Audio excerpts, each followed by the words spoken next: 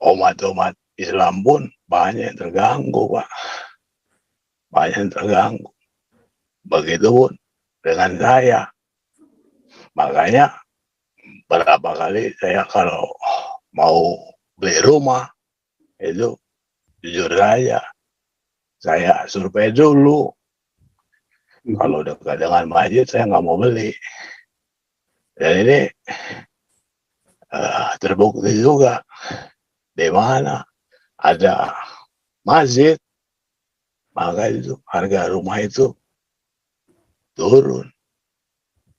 Di mana ada masjid, maka orang nggak mau kontrak rumah di situ, nggak mau ngekos.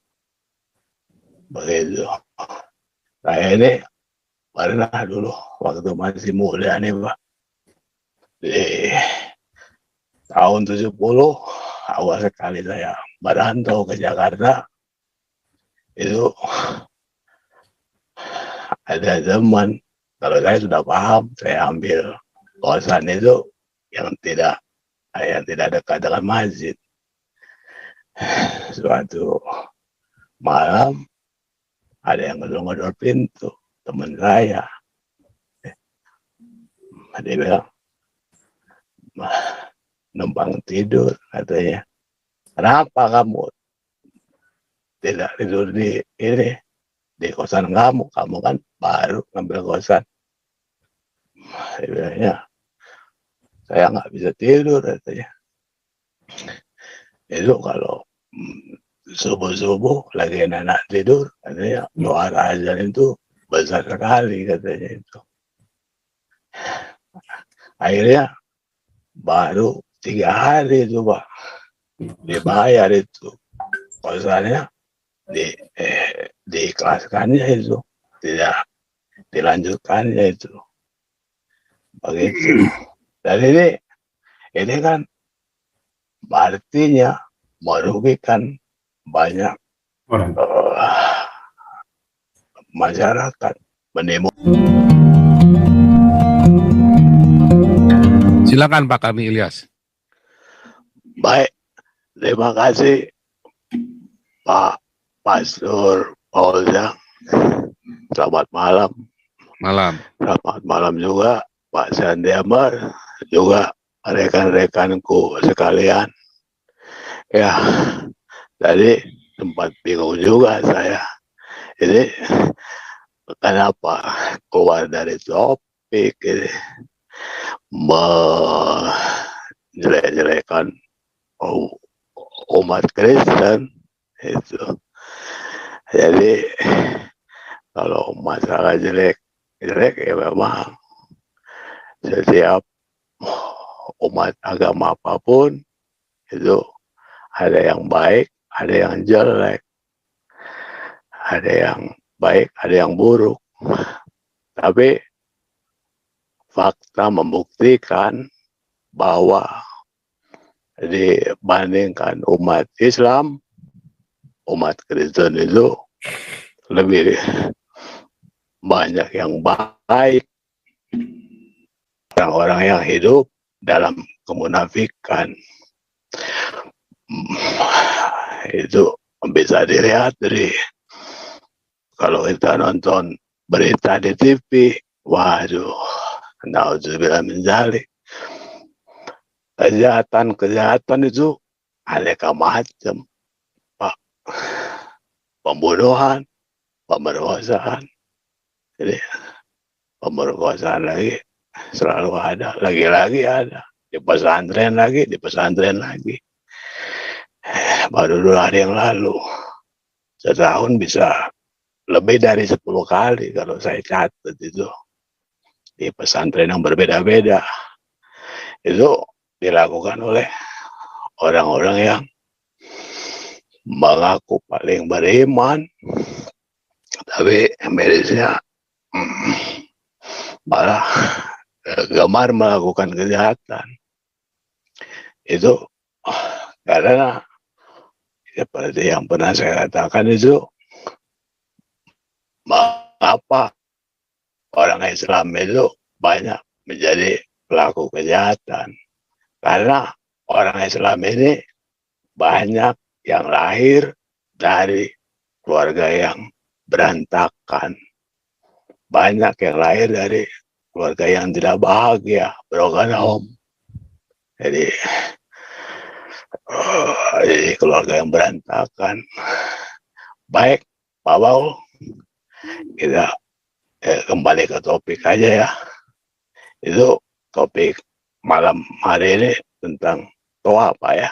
Ya, itu apa? Baik ya. Ya itu memang ini toa ini sudah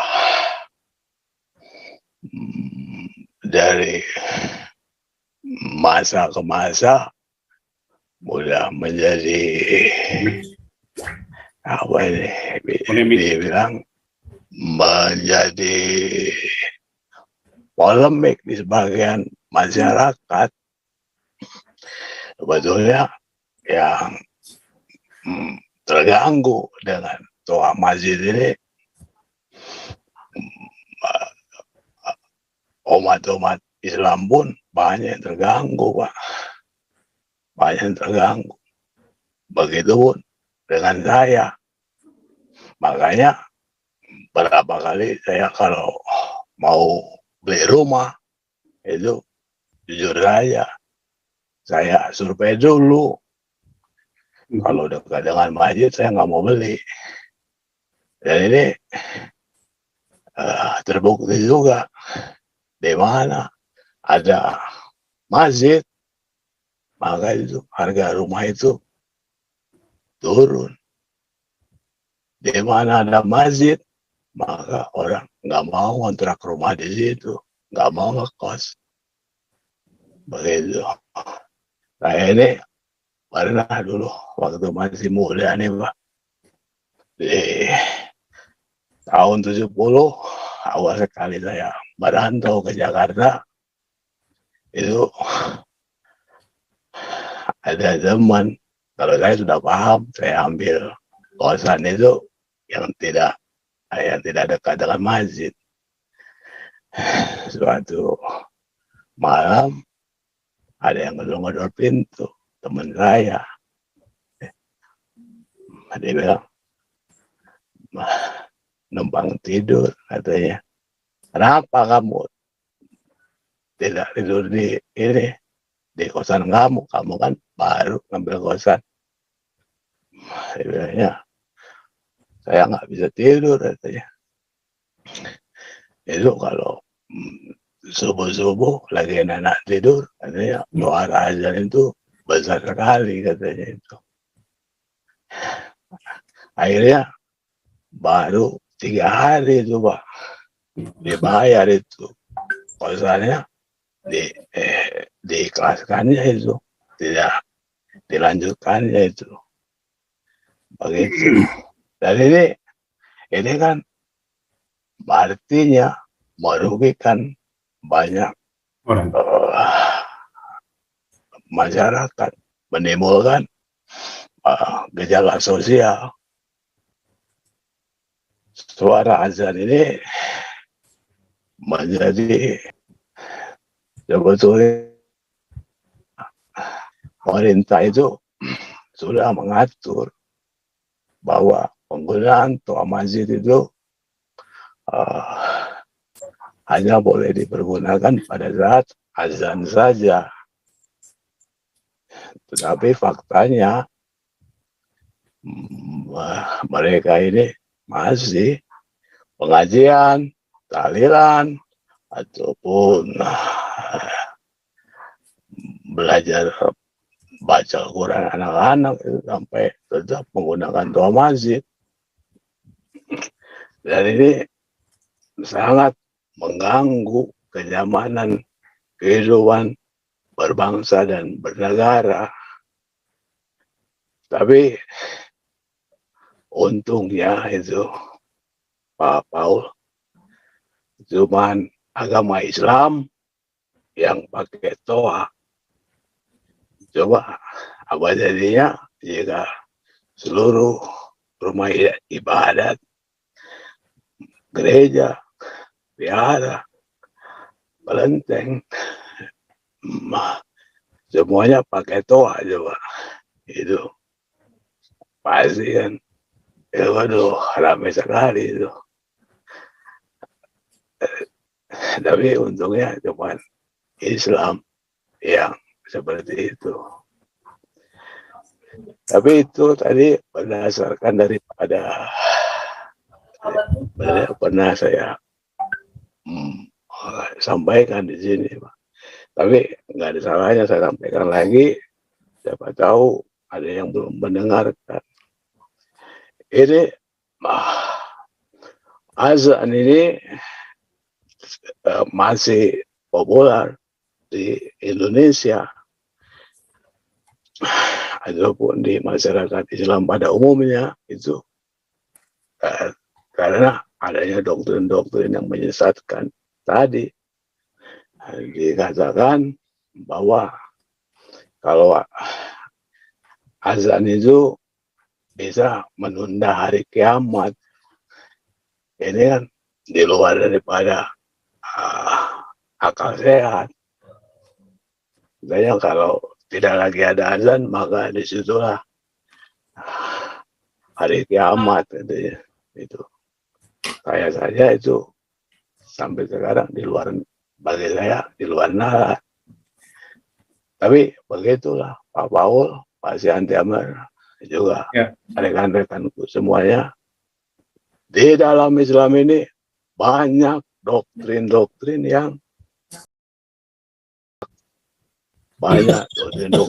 tidak betul, Pak. Makanya jangan heran umatnya pun banyak yang karena selama ini dari kecil sampai dewasa itu dicekokin oleh doktrin-doktrin dari negara Arab yang halul dan begitu.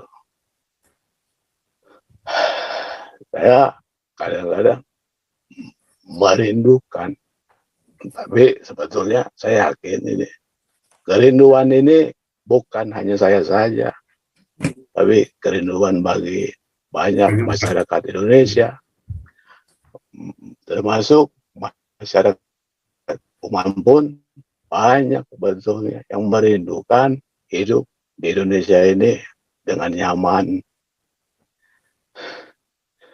Saya yakin, aku yakin kalau ada survei ataupun penelitian ataupun diambil opini itu pasti walaupun umat Islam sendiri pasti lebih setuju azan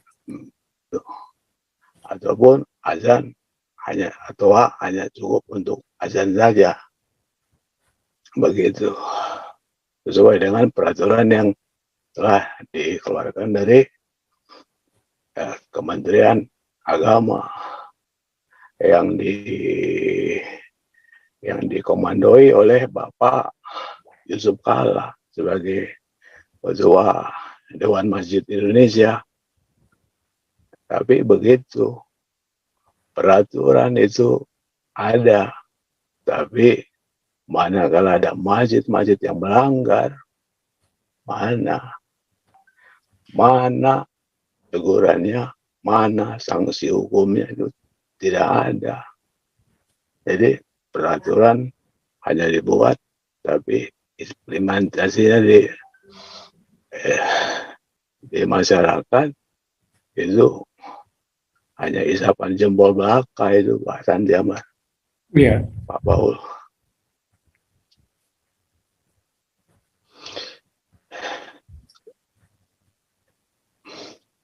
Jadi tadi ini kalau dikatakan di sini topiknya lolongan azan apa ini? Jangan lolongan lah, biar aja lah, jangan lolongan, biasa aja. Enggak apa-apa. Itu Saya ini tahu Pak hafal dengan karakter Pak Paul ini, Pak. Pak Paul ini banyak menggunakan eh, bahasa-bahasa kiasan, hiperbola, Hiperbola, hiperbola, iya. hiperbola itu kalimat, ya kalimat yang dilebih-lebihkan itu. Tapi tujuannya apa? Tujuannya untuk supaya mudah dipahami. Memang lolongan itu. Lalu bilang dari neraka itu pun hiperbola sebetulnya. Kalau saya ini paham itu tentang kalimat mazas, hiperbola itu. Memang saya akui tinggal di Indonesia ini, kalau nggak percaya tanya dengan orang-orang yang hidup bersebelahan dengan masjid, apalagi masjidnya itu tidak tahu diri, pasang ajan sebesar-besarnya, ceramah diputar pakai toa, itu harus jadi memang tidak bisa menyalahi topik yang dikeluarkan pada malam ini. Toa ataupun azan bagai itu. Kalau nggak mau dibilang neraka, marilah kita ciptakan kehidupan yang nyaman, berbangsa, bernegara itu. Begitu, Pak. Sekarang itu kalau bisa dirubah, Pak Bung Karni, ya kan, tua jangan lolongan dari negara gitu loh, Pak. Lebih mantap ini bagaimana kita bisa merubah itu. Jadi jadi Pak Karni ya, Bung Karni begini. Iya, Pak. Terima kasih banyak ya. Saya percaya bahwa segala sesuatu itu terjadi karena suatu alasan, betul ya. Saya pikir penting untuk mencari alasan itu, Bung Karni, sama kita teman-teman semua. Begitulah cara kita belajar. Itu kata Drew Barrymore. Nah, dalam konteks pembicaraan kita malam hari ini juga, masalah toa. Pertama, kita sepakat bahwa sekarang ini tahap sangat mengganggu, ya, sudah sangat. Tapi yang kedua, kita bisa memahami saudara-saudara kita dari Muslim sana di dalam hal kalau itu menjalankan syariatnya, ya bisa, ya artinya bisa dipahami, tetapi tidak menimbulkan gangguan kepada pihak lain. Maka kita begini dulu lah. Nah, kalau misalnya masalah toa ini diatur-atur oleh Kemenak juga kurang pas. Kalau toa ini juga diatur-atur oleh Yusuf Kala juga kurang pas. Sepertinya mereka berdua ini, maaf kata ini, kurang pekerjaan. Kenapa saya katakan begitu? Kalau ini diatur dalam suatu undang-undang atau apa yang lebih tinggi, mungkin keputusan menteri sudah ada. Masalah undang-undang gangguan lingkungan hidup. Itu banyak ya. Ya, gangguan lingkungan hidup itu ya, suara segala macam. Nah, kita akan coba lihat ini. Saya akan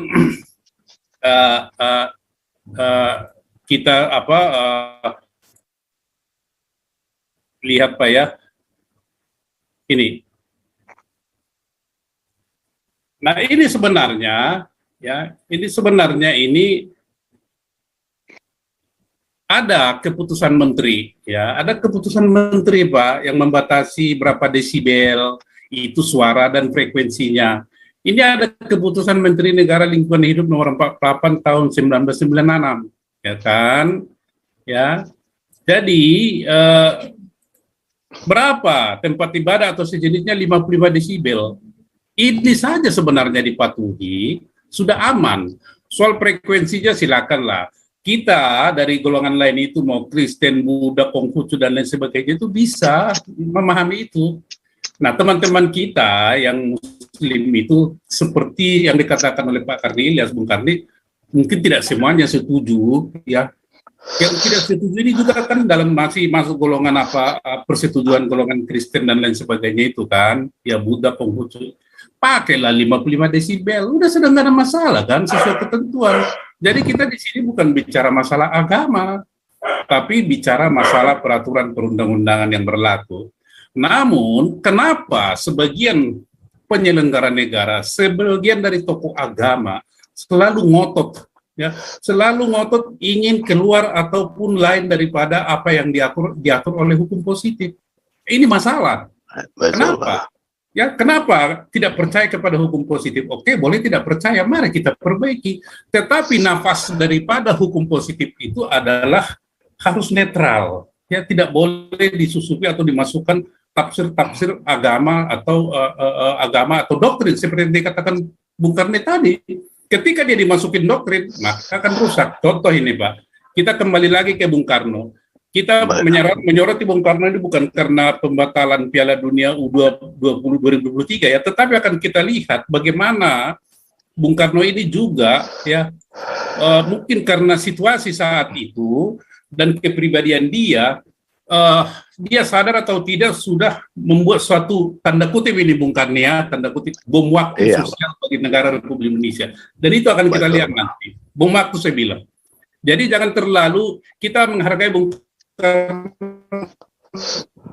proporsional saja, tidak mendewakan, tidak mengkultuskan, proporsional saja. Ada kekurangan, ada kelebihan, ada kekurangannya. Demikian juga presiden-presiden yang lain. Itulah sikap Gelarua. Saya mau tunjukkan diri kepada bapak-bapak ya.